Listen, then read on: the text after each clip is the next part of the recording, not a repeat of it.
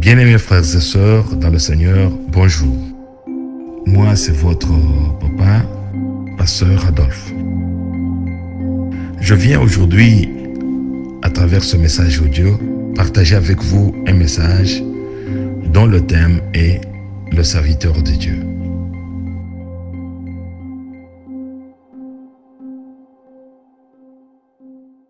Nous avons deux références de base, deux références qui vont nous servir de base de notre enseignement. La première référence, c'est dans Exode chapitre 4, versets 22 à 23. Et la deuxième référence, c'est dans Actes des Apôtres chapitre 26, versets 14 à 18.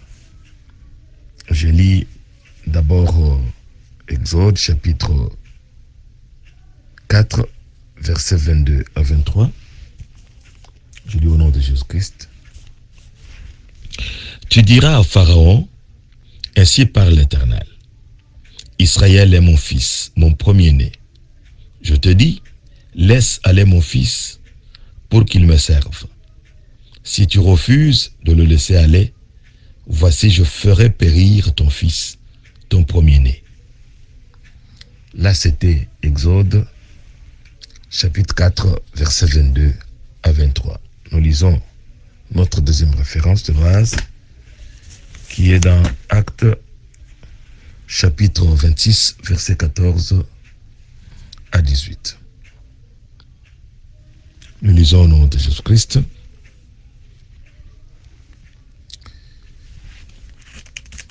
Actes, chapitre 26, 14 à 18. Nous tombâmes tous par terre et j'entendis une voix qui me disait en langue hébraïque, « Saul, Saul, pourquoi me persécutes-tu? Il te serait dur de regimber contre les aiguillons. » Je répondis, « Qui es-tu, Seigneur? » Et le Seigneur dit, « Je suis Jésus que tu persécutes. Mais lève-toi et tiens-toi sur tes pieds, car je te suis apparu pour t'établir ministre et témoin des choses que tu as vues et de celles pour lesquelles je t'apparaîtrai.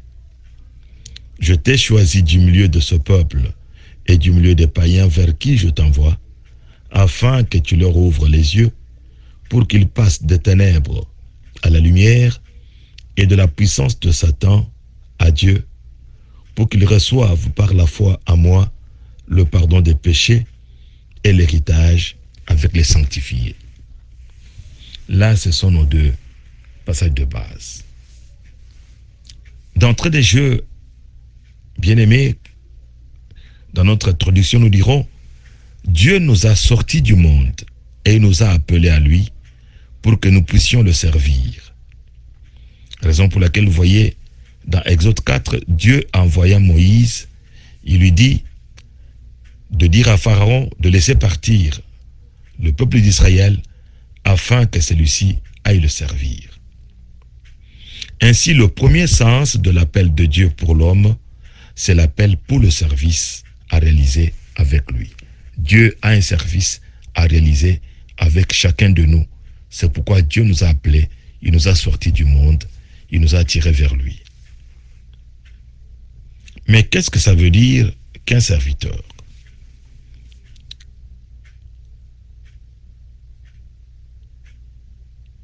Un serviteur, c'est quelqu'un qui est au service d'un souverain. Et un souverain, c'est une personnalité élevée en dignité dans sa catégorie.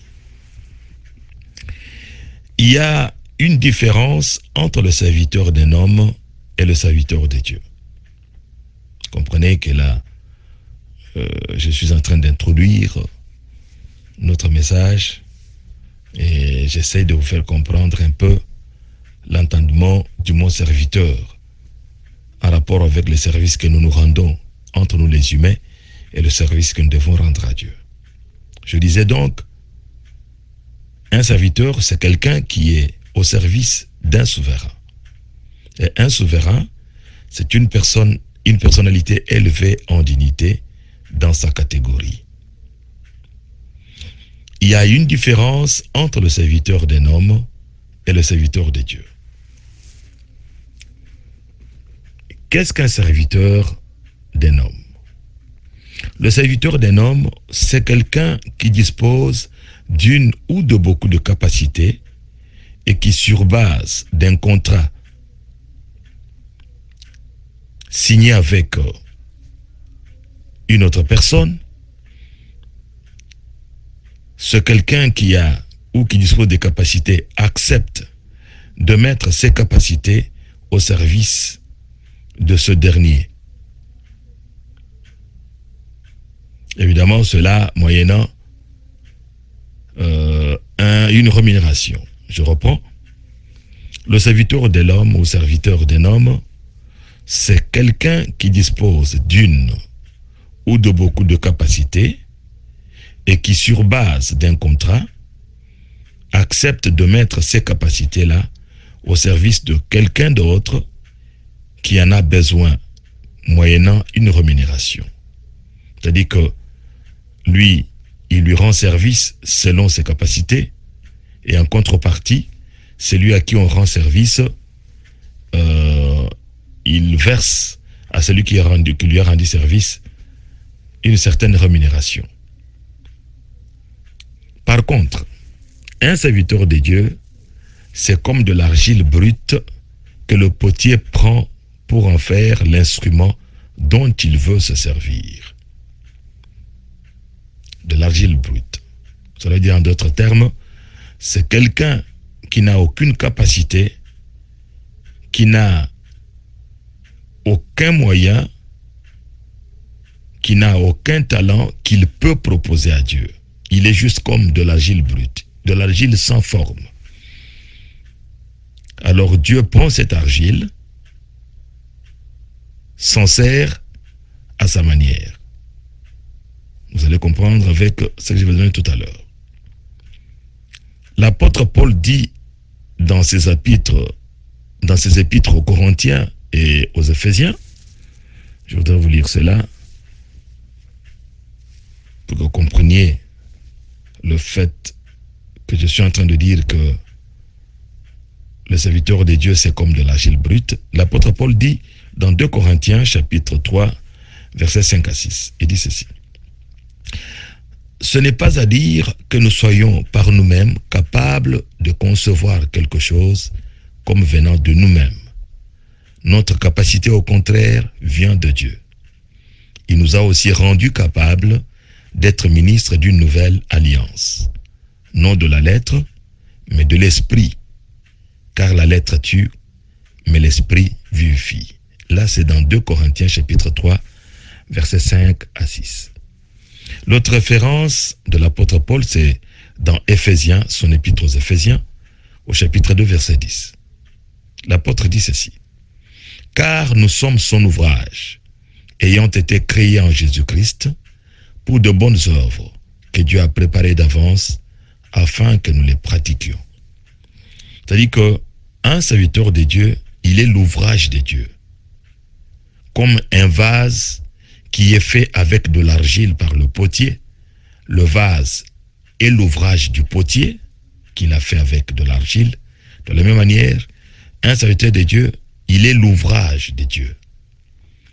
Dieu a fait cet ouvrage pour que cet ouvrage puisse lui rendre service en accomplissant les bonnes œuvres, en pratiquant les bonnes œuvres que Dieu lui-même avait préparées d'avance.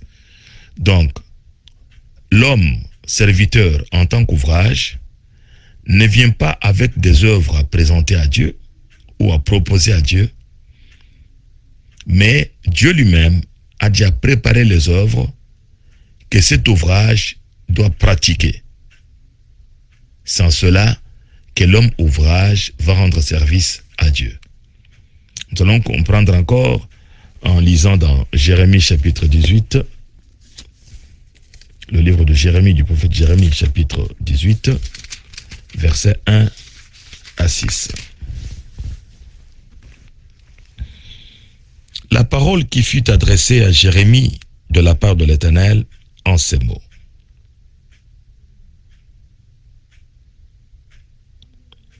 Lève-toi et descends dans la maison du potier.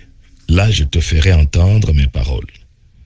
C'est l'Éternel qui parle au prophète Jérémie. Je descendis dans la maison du potier, et voici, il travaillait sur un tour.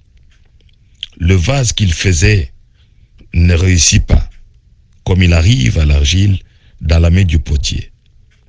Il en refit un autre vase, tel qu'il trouva bon de le faire. Et la parole de l'Éternel me fut adressée en ces mots.